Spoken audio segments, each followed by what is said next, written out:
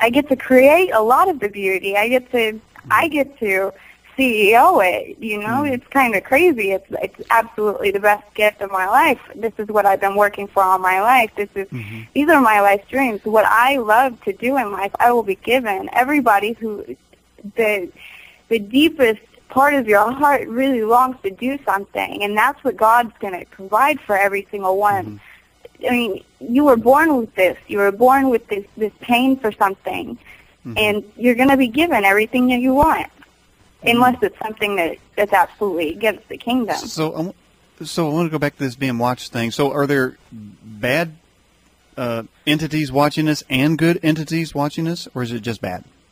There's envious entities and there's happy entities. Okay, so what are they envious about? Envious? Yeah. What do humans have that they don't? We have sex. They're envious. Well, we can be gods. They are still going to be just angelic beings. We are all going to be gods. What is there not to be jealous about? Well, I mean, our last guest said that the aliens don't have certain parts. So yeah, I mean, you know. Yes. So is that what it's all about? Just read the Bible. You'll find that out. They don't have parts. They can't have sex. They can't. Whatever. Yeah. Maybe they're doing some kind of experimentation, cloning, so on, etc. My mother, this is my birth mother. I've been in foster care before. I've been adopted by a terrible family. But my birth mother, who I hadn't seen since I broke her heart by telling her that she couldn't take care of us, she was too poor. I grew up in what I referred to as a literal trash can, because it was just a trailer full of trash, and it had holes in the roof, plastic going down from it, so on. But that's where you grew up? Until I was 10. Were you abused? I wasn't abused. Okay. My brother was abused. My brother that was inflicted by Satan, who got the first hit on me. But my brother worries me, I tell you. Well, I mean, as a witness, don't you have power to fix whatever the problem is? I talk to him, but it's each their own. My brother, he's always, we're absolute opposites in growing up. I was always like peaceful and loving. My brother molested me several times before I was 3, and whenever I was old enough to walk out the house, which wasn't really that old. I was still 2, 3, 4, roaming streets and doing whatever I pleased. I was protected. I never got hurt, but my brother suffered abuse because of his actions. My mother's very smart. The last thing they recorded, I have 6 brothers and sisters from my mother. I'm the last. She had me when she was 40. But when I was 16 or 17, my brothers and sister from the Netherlands and from Florida, they went to go visit her for the first time in life. And the only thing my mother said about me was, "Is she fat yet?" What does that say? Whenever they say, because the yolk was broken off of the neck because you have grown so fat. Well, I was brought aware, okay? What this means is I was brought aware of what was making me fat. The things that we eat today, we're not supposed to eat. These things that are manufactured and they're hydrogenated, whatever is plastic, it's 2% from being plastic, and people consume these things, and it poisons their bodies, and it doesn't process out of them, yet they keep consuming it. Why do you think people are so fat? Okay.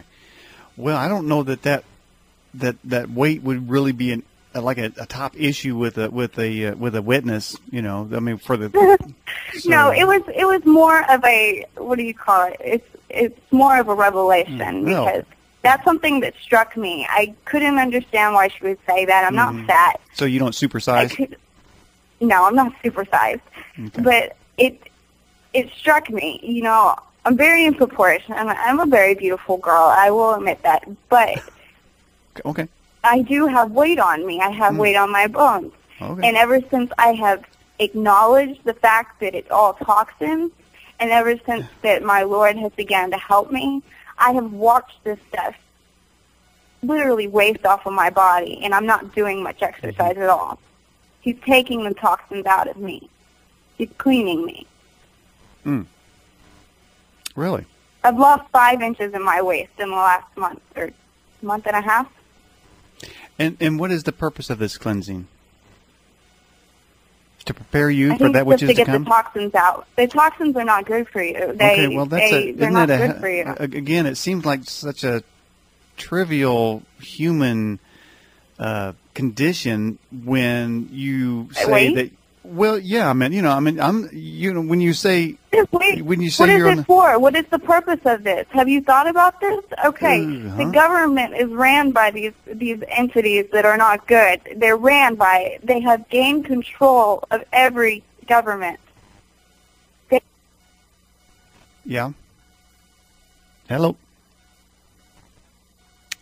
People, they're making them self-conscious. They're making them not like themselves. If you can't like yourself, you can't like God.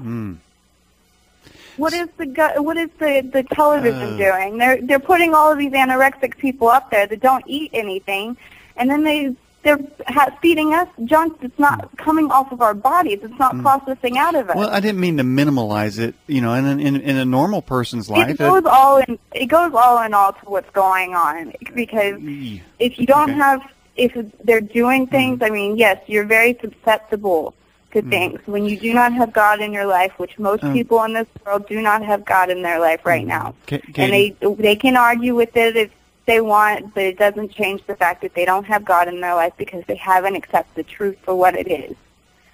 Okay. What it is what me and Ronald and Mr. Armstrong have all had to say. Katie, and all of the prophets of the past. Okay. The Bible is all truth. Okay. All right. So now you're going. Although I have this crappy-ass Bible for myself. You have a crappy-ass Bible?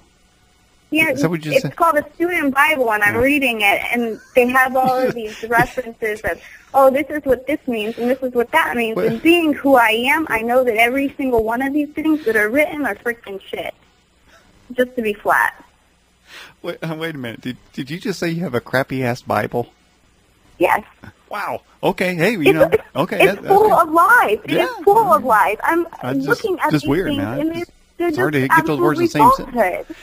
Okay, now listen. You say you're going to be Jesus' wife, but didn't the Bible? I'm proud to be Jesus' wife one day. Okay. Well, that's interesting because doesn't the Bible say there's not going to be marriage in heaven?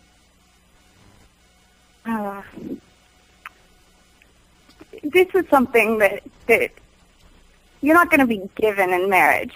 Marriage is something you must choose for yourself. These people, when you make it to heaven, and I'll be honest with you, the only people to be giving birth, the kingdom will never cease to keep growing. How is that going to not keep growing if people are not having sex anymore? When they're brought back into their second physical being, they are unisex. They cannot create child. The only two people to be able to continue the race will be Jesus Christ and his wife. And they will create. They will finish the process, the pollination path of the Mayans. They will finish the path. You have to get to these two people of righteous character. And then from those two people, we will create the perfect partner for every single one of you. And what is that? You say, okay, so the Father's on top, and then he has his Son. This is the good news. He has his Son, and his Son is going to have children. Each and every single person that is born, that makes it, that continues, will be married directly into the family line. They will be grandchildren, of course, but at the same time, we will all treat each other with the respect that every single person deserves. As a mother, as a sister, everybody deserves to have that perfect relationship. Okay. I mean, to go home, Jesus Christ doesn't want to spend all day with everybody. You know, he wants to have his time with his wife. He cherishes this.